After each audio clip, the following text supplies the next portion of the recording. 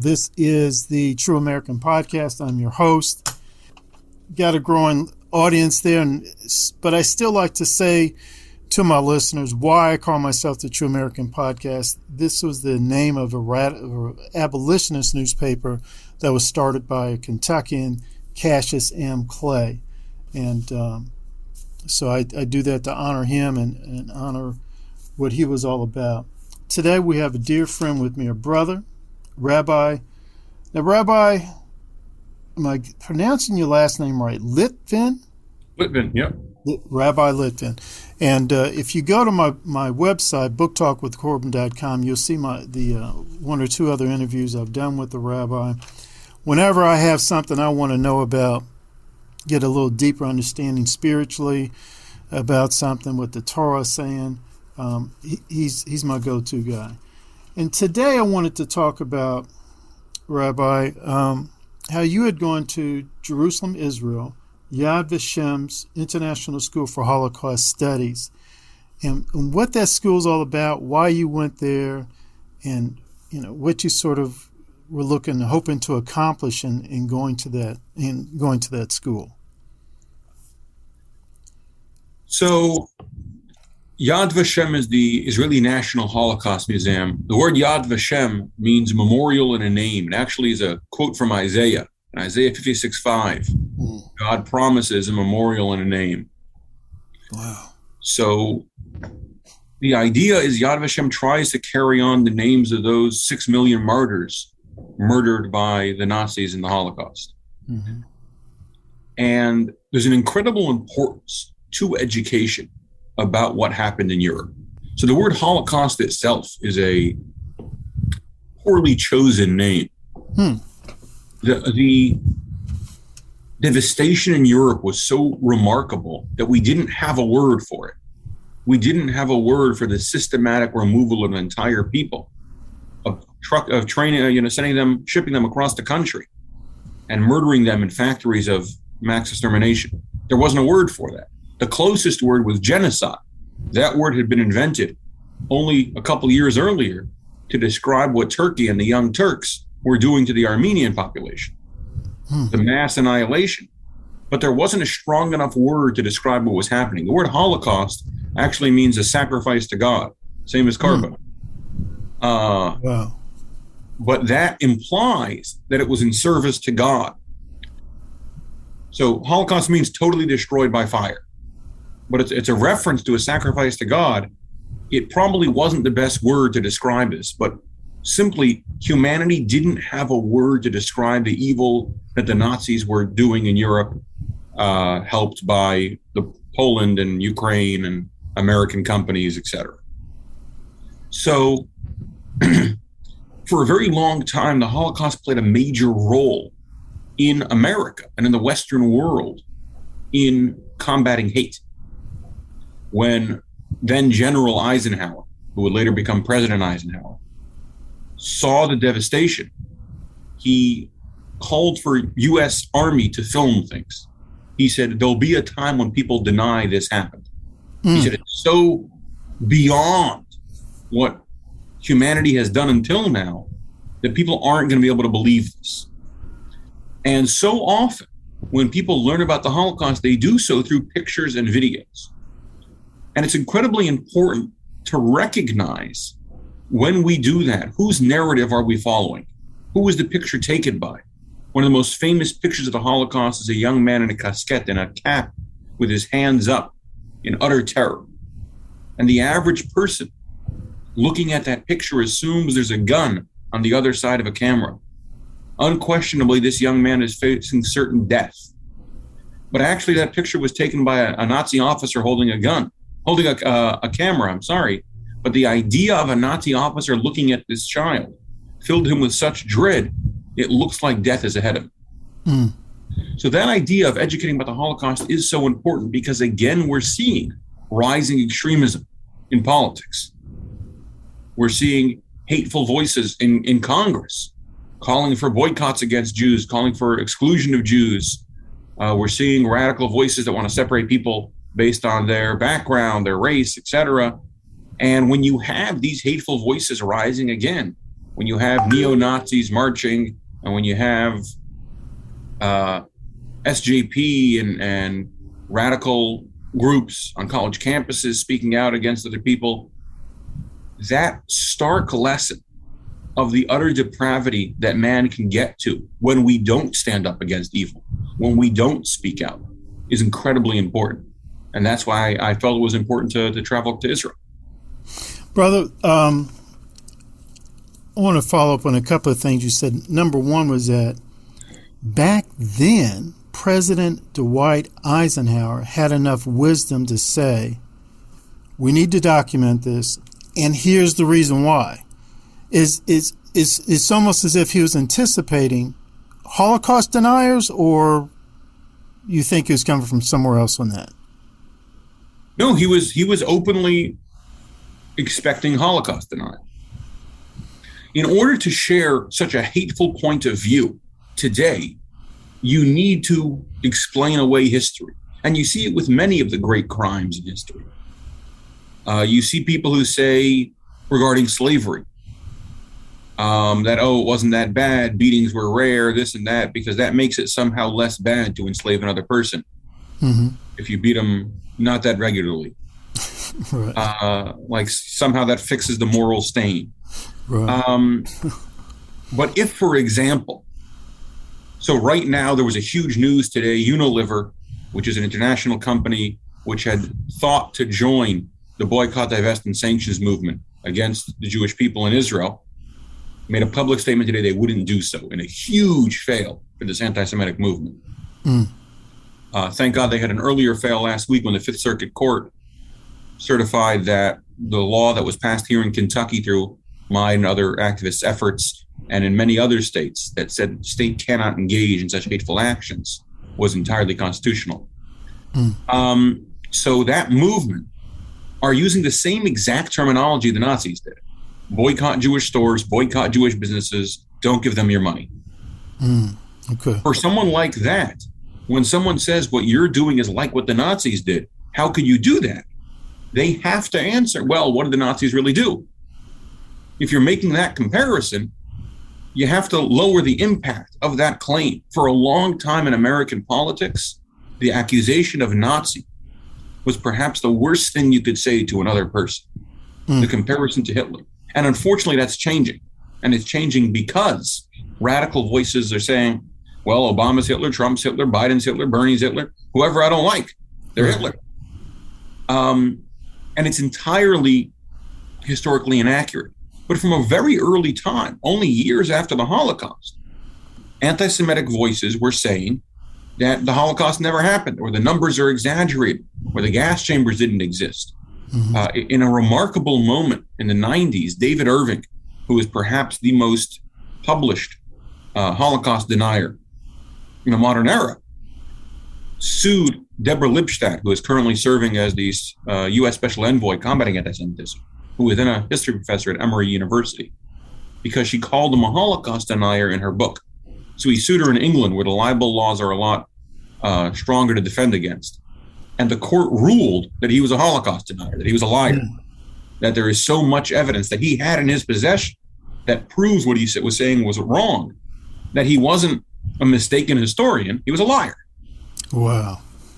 And we see that very, very often. But the thing is that when you deny established facts, if I say that the sky is blue, and you say the sky is not blue, you have a reason for lying. You're not mistaken.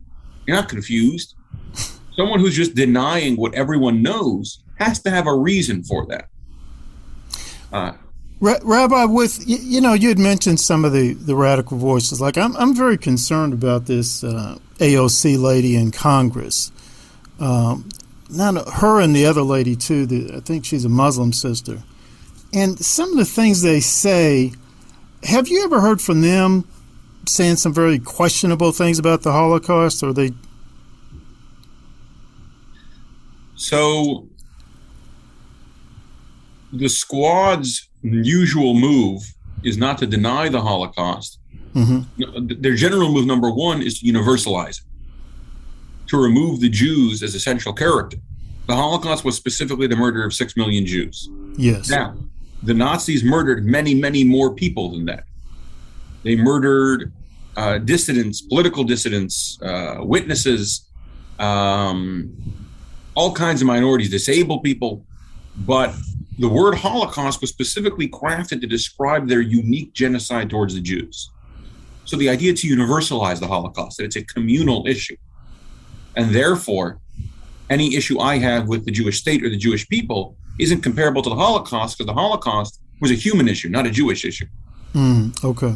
But we've seen lines like All About the Benjamins, which is that the Jews are running the world through money, which is a diet version of Hitler's octopus around the world, the Jewish tentacles that are all over and need to be removed. Right. And accusations of blood libels against Israel. One of the members of the squad, a child was missing, and they accused Israel of murdering the child. It turned out 2 days later that that never happened. The whole story was fake. And this congresswoman who had tweeted that out to millions of people never retracted the story. Yes. This accusation that Jews are murdering children, which as a blood libel is an age-old anti-Semitic tactic, accusing Jews of the worst crime you could think of, which is the murder of children. So it is concerning. We have that. We have on the other side, I could never have imagined 10 years ago that you would have a Democratic congresswoman appear on a stage with someone who called for the murder of Jews around the world on the same week that a Republican member of Congress was at an event where Hitler was celebrated. So both extremes are terrifying. Generally, when you're speaking the language of extremism, hatred comes very easy to that language, and anti-Semitism specifically, which is a conspiracy theory at its heart, comes very easy to the language of radicals. So we see it in the radical left in America, we see it in the radical right. When you look at Europe, you see it all the more so, as Europe is far more radicalized right now than America. The former leader of the Labour Party in England, Jeremy Corbin, called Hamas and Hezbollah his friends. When he had a shot at the premiership in England, 70% of English Jews said they were scared for their future or were considering emigrating. Rabbi, crazy number. Rabbi, doesn't Hamas, and correct me if I'm wrong, doesn't Hamas flat out in writing call for the utter destruction of the state of Israel? They go farther than that. They call for the murder of me. I live in Lexington, Kentucky. Wow. They call for the murder of me and my children, for Jews all around the world to be killed. Okay. Let's talk a little bit more. Yad Vashem's International School for Holocaust Studies. Who's allowed to go there and to see the museum and to learn from it and receive training? So the museum itself is open to everyone and has tourists every day. It is normally one of the spots. So, for example, President Biden is going to Israel in a month and a half. I imagine that one of the first places he'll go is Yad Vashem. It's a regular spot for international visitors. And when I lead groups of students at the University of Kentucky to Israel, it's always somewhere we stop. In addition to the museum, they also have the International School for Holocaust Studies, which is the foremost school addressing Holocaust education in the world. All kinds of groups go there. Every batch of German police officers, before they graduate, fly to Israel and do 2 days at Yad Vashem. Wow. A remarkable move that Germany does. And particularly, I went together with a group of college educators from around the world. Specifically on college campuses, we're seeing a huge outbreak of anti-Semitism and a huge outbreak of ignorance about Jews and Jewish history. So I was selected from among, I don't know how many tens of thousands of Jewish professionals on campus that were around the world as the director of the Jewish Student Center at the University of Kentucky. I flew with other campus leaders from Ivy League schools and little schools and schools all across America, as well as from Europe and Australia. And we gathered together and we did a bunch of training online and then some intensive training in person. We were doing about 10-hour days of courses covering everything, covering perspective, not only to receive the information, but how to give the information, because it's powerful information and sometimes very hard to transmit. Rabbi, First of all, let me state this is a True American podcast. I'm your host. We're talking to Rabbi Litvin right now, Litvin rather, and we're talking about Holocaust studies at International School for Holocaust Studies in Jerusalem, Israel. Very important discussion. This is something that's really been on my heart to get information out there about. Rabbi, we got just a few more minutes left. Do you think enough's being done here in the Commonwealth of Kentucky in the way of educating folks about the Holocaust? Absolutely not. It's something we really need to work on. I was blessed a couple years ago to help advocate for the Holocaust education bill, which was passed here in Kentucky, named for two Holocaust survivors. It mandated Holocaust education in public schools all across Kentucky. The fact is that there's no benefit or penalty associated with it, and many, many schools in Kentucky don't teach Holocaust at all. So there's an organization that I'm proud to work with called the Kentucky Educators for Holocaust Studies. And they work with literally any school in the Commonwealth that wants to provide Holocaust education. They'll give them the tools, the resources, and even send out a speaker if they want to speak to them. Mm-hmm. And they can be reached at the administrator is KEHOS, Kentucky Educators for Holocaust Studies office at gmail.com. And they work with the state legislature. They work with several public schools, private schools to give over that education. But there's a massive dearth of knowledge on the Holocaust. For a long time, the Holocaust was primarily associated with living survivors people could see. You have people like Herman Wouk and Elie Wiesel, who spoke about the Holocaust from a position of knowledge. Elie Wiesel was called the spokesman of the Holocaust, a Holocaust survivor who went on to write dozens of books, was nominated for a Nobel Prize. Yes. And people could see him. This is someone. And those people still existed. Former Chief Rabbi of Israel, Yisrael Meir Lau, is a survivor who went from a child in Buchenwald, a child who was marked to death, to be the Chief Rabbi of Israel and meet with world leaders from across the globe. You have here in the Commonwealth still several survivors who are living here. But in addition, there are educators like myself who are trying to pass on not only the history of what happened, but the lessons we need to learn. Yes. And it's an incredibly important task. Rabbi, is it just if a school, if a group of young people, if they just wanted to have, maybe a speaker come in, do a slideshow for an hour or so, is that possible? Yes. Okay. All right. KHOS, the organization I said, the Kentucky Educators for Holocaust Studies, provide that free of charge, and they'd be happy to work with them. And Rabbi, last question. Up in Cincinnati, there is I heard that there's a Holocaust museum. Can you tell us a little something about that?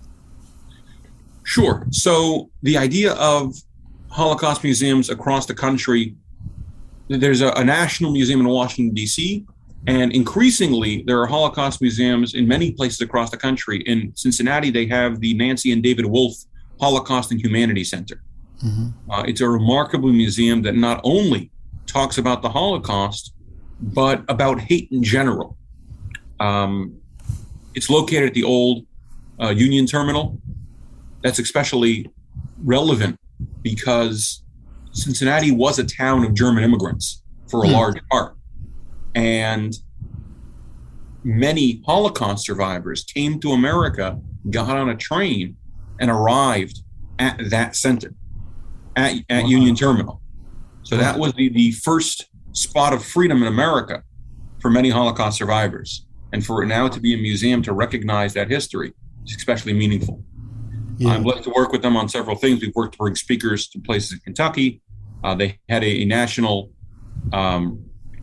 seminar to combat hate right before the pandemic. So it feels like yesterday, but it was 2.5 years ago that I was blessed to represent the Lexington community at. And they are open and advocating for people to join, the people to come and get educated. Well, Rabbi, we're going to conclude here. I hope and pray that this interview, and I'm going to really get it out to as many people as possible, motivates some educators to ask you or other brothers to come in and talk about the Holocaust to our Kentucky youth, to our young people here in Louisville, and maybe even establish some type of center here. I mean, I know Cincinnati's only an hour away, but I don't know. I love my Kentucky, and I just wish we had something right here in the Commonwealth of Kentucky, and not just one, but several. I mean, I love my Kentucky. My Kentucky's got to be. They have to have something like that here. I just really wish that we can get something like that going here. Rabbi, I appreciate your time today. I hope we can do this again sometime. And do you have any parting words of wisdom for us? I would encourage people that are educated. There are wonderful resources. The U.S. Holocaust Museum is a great website. Yad Vashem is a great website. If you're looking for a speaker, I will personally come out to help anywhere in the Commonwealth. And if we do not educate about the Holocaust, if we do not educate about the lessons of the worst that humanity can do, about the horrors that happened in Europe, that countries knew about, that America knew about, that President Roosevelt knew about and ignored, that Western Europe knew about and ignored, and where 6 million people lost their lives in extermination. If we don't learn those lessons and learn that history, we allow the steps towards that to happen without being recognized. And we all have a moral responsibility, not only to get educated, but to raise our voices, to advocate, to ensure nothing like this happens in the future. Rabbi, thank you. We'll be in touch, Rabbi. God bless you, my friend. Yes, sir.